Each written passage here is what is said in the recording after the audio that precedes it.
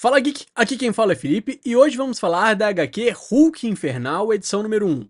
E se você gosta desse tipo de conteúdo e puder apoiar o canal se inscrevendo e dando um like no vídeo, saiba que vai ajudar muito nesse trabalho.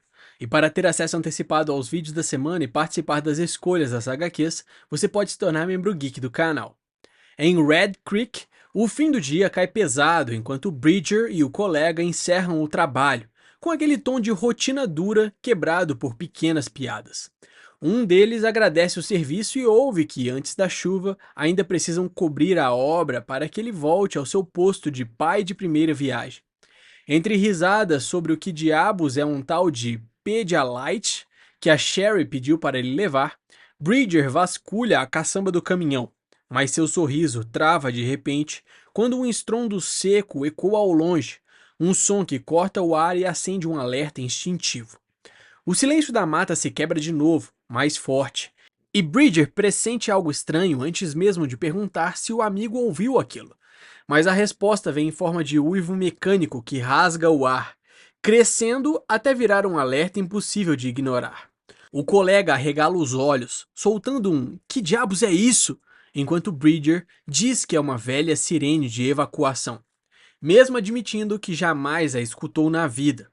A dúvida vira medo quando ele completa que ela nunca tinha sido usada antes.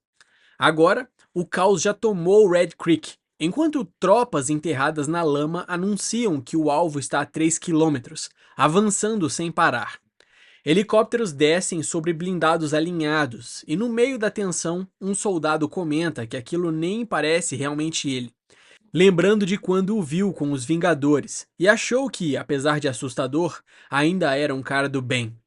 A resposta vem com uma explosão que ilumina a cidade, seguida pela confirmação de que o monstro segue avançando, 2 quilômetros e fechando rápido, enquanto outro soldado tenta se convencer de que deve ser um impostor, que o verdadeiro herói vai aparecer no último segundo para salvá-los. A chuva pesa sobre o batalhão quando avisam que o último ônibus acabou de evacuar a cidade, deixando apenas os soldados e Bridger na linha de defesa.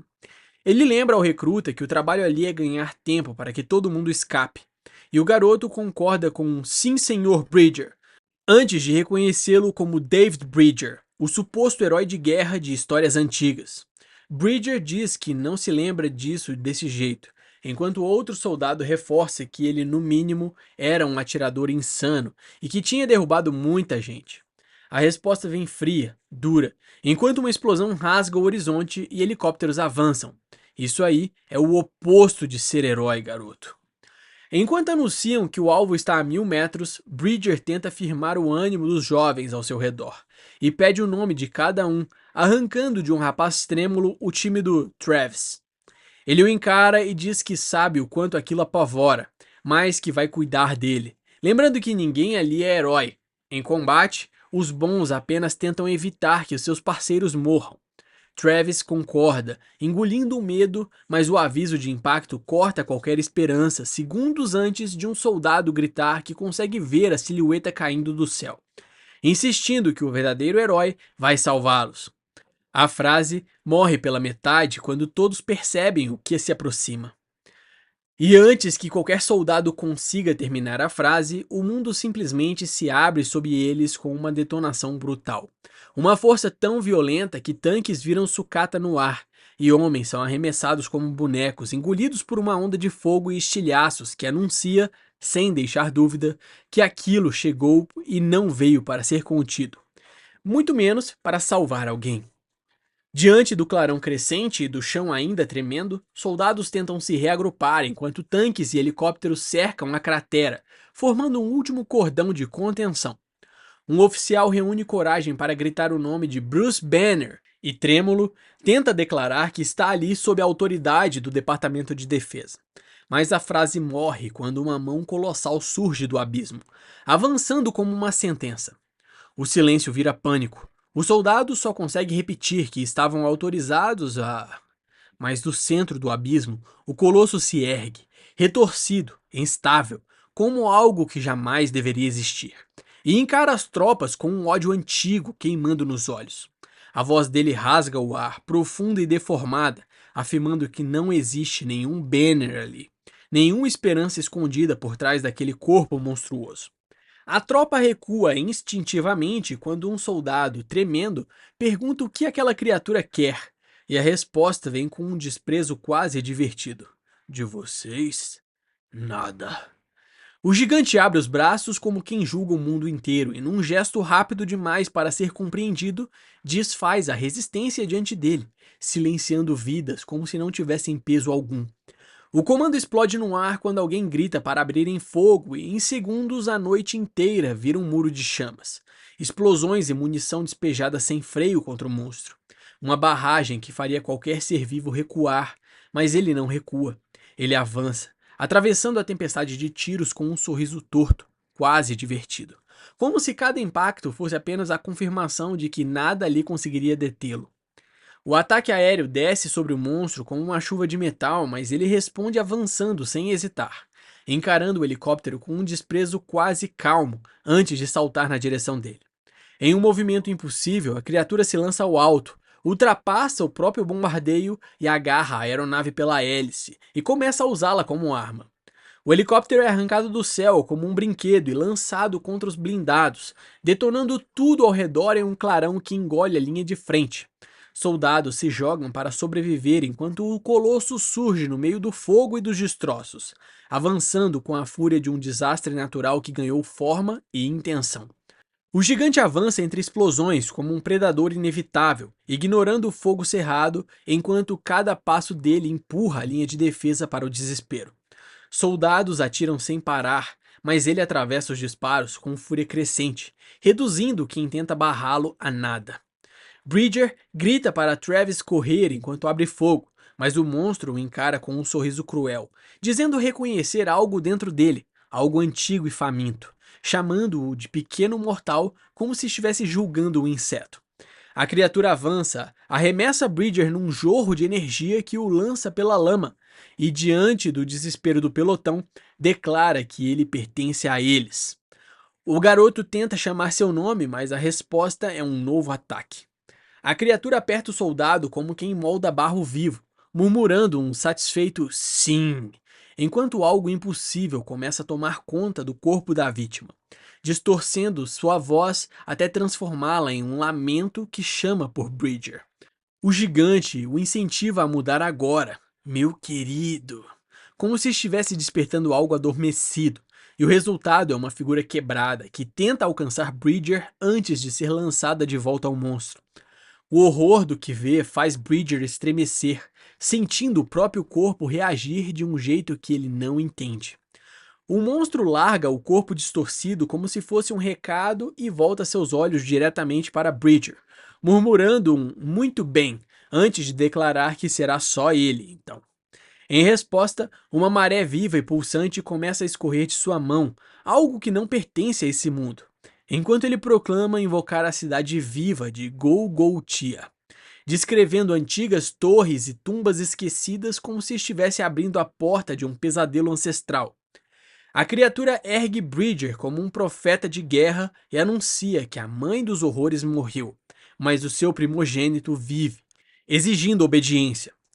O comando do monstro ecoa como um feitiço proibido. Ergam-se! E o solo responde com violência, arremessando veículos, soldados e destroços em todas as direções, enquanto algo colossal desperta sob a terra.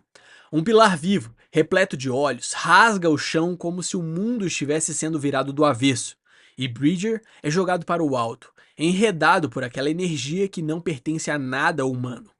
O gigante o lança contra o caos crescente, cada impacto sacudindo o campo de batalha, e a sensação é de que uma cidade inteira, deformada e faminta, está ascendendo das profundezas para cumprir a vontade do monstro que a invocou.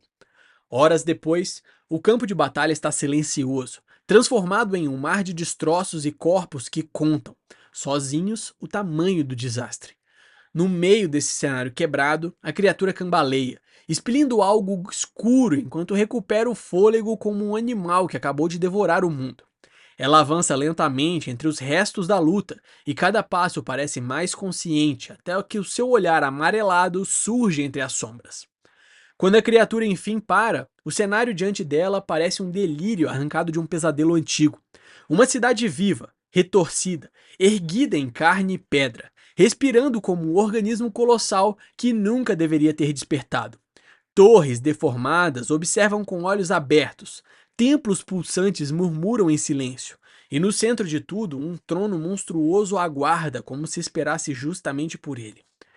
Bridger desce à elevação encarando a horda que o chama pelo nome. Figuras que um dia foram seus companheiros e agora avançam como ecos distorcidos do que restou deles. Entre a multidão, vozes familiares se erguem, convidando-o a se aproximar, lembrando que ele havia prometido cuidar de todos naquele inferno. Uma mão estendida o acusa com doçura macabra, dizendo que ele prometeu. Você prometeu. E aquele coro de mortos-vivos parece apertar o ar ao redor dele. Bridger avança em meio àquele cortejo de mortos que o observam como se aguardassem um líder há muito prometido. E cada passo dele parece arrastar memórias que não deveriam existir.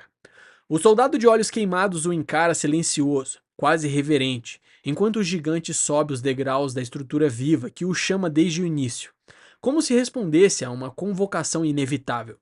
No topo, o monstro que o conduziu até ali o espera em silêncio, e a sensação que paira sobre o ar é de que tudo aquilo, a ruína, os ecos e a cidade pulsante, é apenas o começo do papel que Bridger está prestes a desempenhar. No coração daquela cidade viva, o gigante se senta num trono esculpido em pesadelo, erguendo a voz para anunciar que o reino finalmente tem sua capital e que seu rei os convoca.